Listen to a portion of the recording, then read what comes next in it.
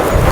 దేశం అంటే మట్టి కాదు, దేశం అంటే పౌరులు అన్నట్లు భారతదేశం అంటే భారత పౌరులు. భారత పౌరులు అంటే అన్ని కులాల వాళ్ళు, అన్ని మతాల వాళ్ళు, అన్ని జాతుల వాళ్ళు కలిసినటువంటిదే భారతదేశం.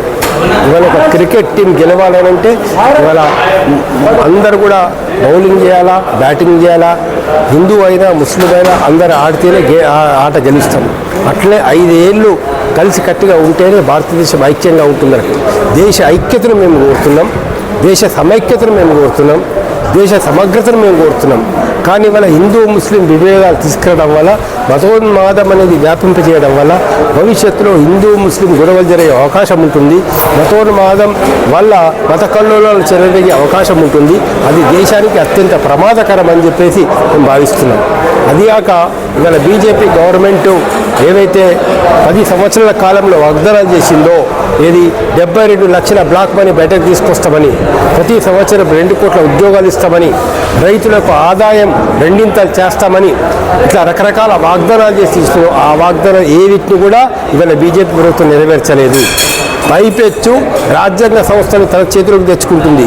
సిబిఐని, ఈడీని, చివరికి ఎలక్షన్ కమిషన్ను, ఇవన్నీ కూడా తమ గుప్పిట్లో పెట్టుకొని తమకు వ్యతిరేకంగా ఉన్న వాళ్ళని అరెస్ట్ చేయించడము, వాళ్ళ మీద సిబిఐ దాడులు చేయడము, ఈడీ దాడులు చేయడం జరుగుతున్నది.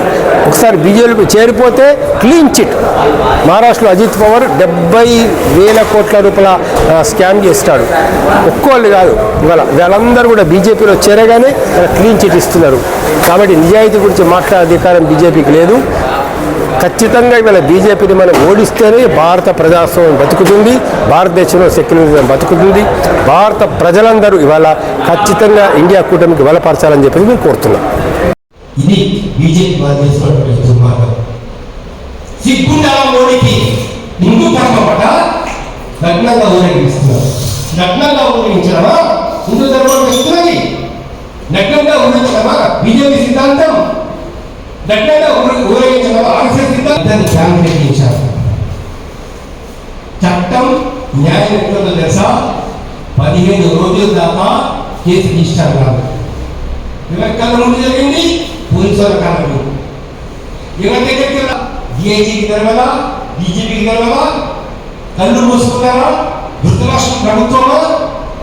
17 రోజుల వరకు కేసు రిజిస్టర్ కాదు. ఇంటర్నేషనల్ లెవెల్ ఉండే కుకీలు, ఇతర దేశాల కుకీలు మెయిల్స్ పెట్టి వాట్సాప్ ప్రపంచంలో అన్ని దేశాల వీడియో తీసి ఇదేంటండి భారతదేశంలో కేసు కూడా రిజిస్టర్ కావాలంటే 17 రోజుల తర్వాత కేసు రిజిస్టర్ చేశారు. ఎవరన్నా నేరస్తులు అరెస్ట్ చేశారా? శిక్ష పడిందా? నిన్నగా కాకుండా యూపీ నుంచి ఒక వీడియో వచ్చింది, మీరందరూ చూసుంటారు. ఒక దళిత అమ్మాయి చెరువులో స్నానం చేయడానికి దిగుతున్నామని చెప్పేసి వచ్చేసి అమ్మాయిని పట్టుకొచ్చేసి ఎంత కొడుతున్నారండి. అసలు మానవత్వం ఇదే ధర్మం? ఇదే సనాతన ధర్మం?